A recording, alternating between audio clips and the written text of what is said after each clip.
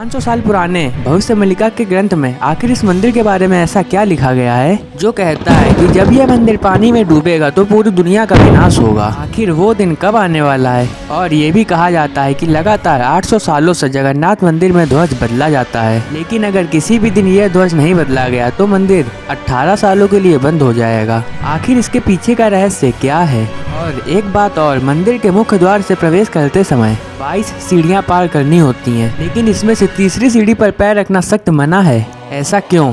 इन सभी प्रश्नों के सारे उत्तर और जगन्नाथ मंदिर का पूरा इतिहास, साथ ही इससे जुड़े 15 ऐसे रहस्य जो विज्ञान और आस्था दोनों के ही नजरिए से आपको चौंका देंगे। तो आइए शुरू करते हैं आज की इस रहस्यमय वीडियो को। 15 जून 2015 पूरी शहर अंधकार में डूबा हुआ था, लेकिन यह कोई साधारण बिजली कटौती नहीं थी। यह फैसला सोच समझ कर लिया गया था और इसका कारण जगन्नाथ मंदिर में एक गुप्त प्रक्रिया का होना था। उस रात भगवान श्री कृष्ण का असली दिल प्राचीन मूर्ति से निकाला जा रहा था और उसे एक नई मूर्ति में स्थापित भी किया जा रहा था।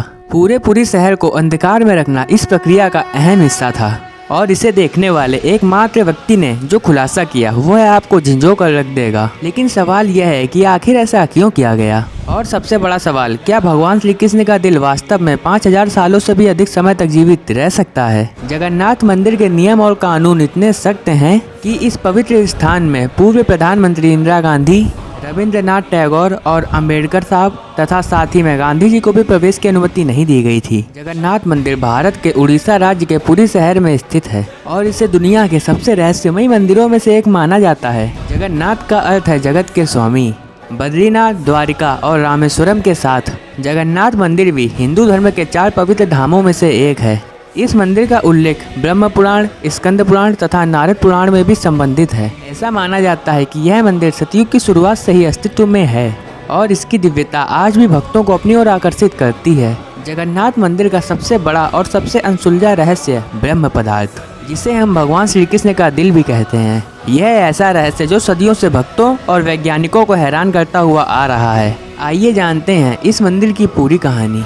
हर 12 साल में जगन्नाथ मंदिर में एक विशेष और रहस्यमयी परंपरा निभाई जाती है। इस प्रक्रिया के तहत भगवान जगन्नाथ, सुभद्रा और बलभद्र को लकड़ी से बनी पुरानी लकड़ियों से हटाकर नई मूर्तियों में समाहित किया जाता है। लेकिन जगन्नाथ प्रतिमा जी की मूर्ति से एक दिव्य और प्राचीन पदार्थ को निकालकर नई मूर्ति में समाहित किया जाता है, जिसे हम ब्रह्म पदार्थ कहते हैं। यह विधि इतनी ज्यादा पवित्र होती है कि इसे निभाने के लिए कई सारे नियमों का पालन करना पड़ता है। इस रात पूरे शहर की बिजली पूरी तरीके से काट दी जाती है और मंदिर की सुरक्षा सीआरपीएफ के कमांड में रहती है और किसी भी व्यक्ति का मंदिर के अंदर जाना सख्त मना होता है।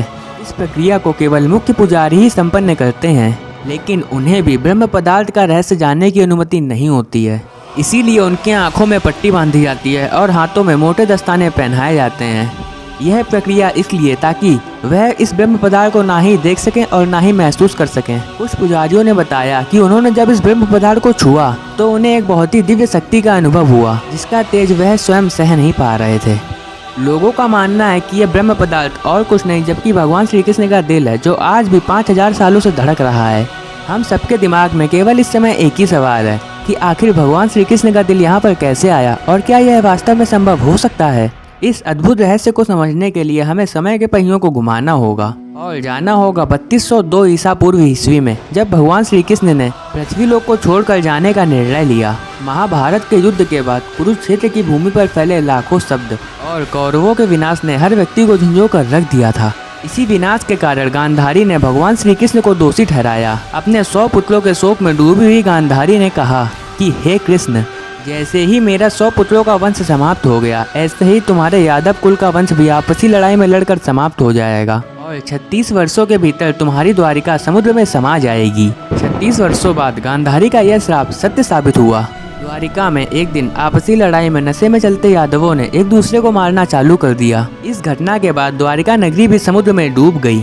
यह विनाश स्पष्ट संकेत था कि भगवान श्री कृष्ण का पृथ्वी पर समय समाप्त हो चुका है। भगवान श्री कृष्ण जंगल की ओर चले गए और वह एक पीपल के पेड़ के नीचे विश्राम करने लगे। तभी जरा नामक एक शिकारी ने उन्हें हिरन समझकर उन पर तीर चला दिया। तीर उनके पैर में लगते ही जरा को अपनी गलती का एहसास हुआ। वो माफी मांगने भगवान के पास पहुंचा। श्री कृष्ण ने मुस्कुराते हुए कहा, डरो मत, ये सब मेरी ही लीला का हिस्सा है। त्रेता युग में तुम राजा बाली थे और मैंने श्री राम अवतार में तुम्हें छल से मारा था और उन सभी का परिणाम है कि आज तुम मेरे लिए मृत्यु का माध्यम बने हो। इसके बाद श्री कृष्ण ने भौतिक निंद्रा में लीन होकर इस संसार को त्याग दिया। जब अर्जुन को इस दुखद समाचार का पता चला तो वह तुरंत उनके पास पहुंचे और भगवान का अंतिम संस्कार किया। लेकिन चमत्कार हुआ, भगवान का पूरा शरीर पंच तत्वों में विलीन हो गया, लेकिन सिवाय उनके हृदय के। तब वहां पर साक्षात अग्नि देवी प्रकट हुई। उन्होंने कहा कि मेरे अंदर स्वयं इतना तेज नहीं है कि मैं भगवान श्री कृष्ण के हृदय को भी जला सकूं। जिसके बाद अर्जुन ने भगवान श्री कृष्ण के हृदय को एक दिव्य लकड़ी के अंदर रखा और उसे नदी में प्रवाहित कर दिया। यह दिव्य हृदय लंबे समय के बाद उड़ीसा के महादिव्य नदी के किनारे पर पहुंचा। उस स्थान पर एक जनजाति समुदाय रहता था। जनजाति के मुखिया थे विश्ववासु। जब उन्होंने इस दिव्य हृदय को लकड़ी के ऊपर टहलते हुए देखा तो वह चकित रह गए। इस हृदय से एक दिव्य चमक निकल रही थी। विश्ववासु ने तुरंत इसकी दिव्यता को पहचाना और इसे नील माधव के रूप में पूजना शुरू कर दिया। उसी समय राजा इंद्रधनु, जो श्री कृष्ण के परम भक्त थे, उन्होंने भगवान नील माधव के दर्शन करने की प्रबल इच्छा व्यक्त की। उनके इस फैसले से जगन्नाथ मंदिर के निर्माण की आधारशिला बनी। मालवा के राजा भगवान विष्णु के परम भक्त थे। एक दिन भगवान विष्णु ने उन्हें सपना दिया कि वह उनकी नील माधव की उस भव्य मूर्ति को ढूंढे और उनके लिए एक दिव्य मंदिर का निर्माण करें। राजा ने अपनी पूरी सेना को नील माधव की मूर्ति ढूंढने के लिए भेज दिया। उन्होंने इस मूर्ति को पाकर उड़ीसा के पुरी शहर में इस दिव्य और भव्य मंदिर का निर्माण किया, जिसे आज हम जगन्नाथ मंदिर के नाम से भी जानते हैं। मित्रों, हमारे कमेंट में जय जगन्नाथ जरूर लिखें और हमारी वीडियो को लाइक करके चैनल को ज़्यादा से ज़्यादा सब्सक्राइब करें। धन्यवाद।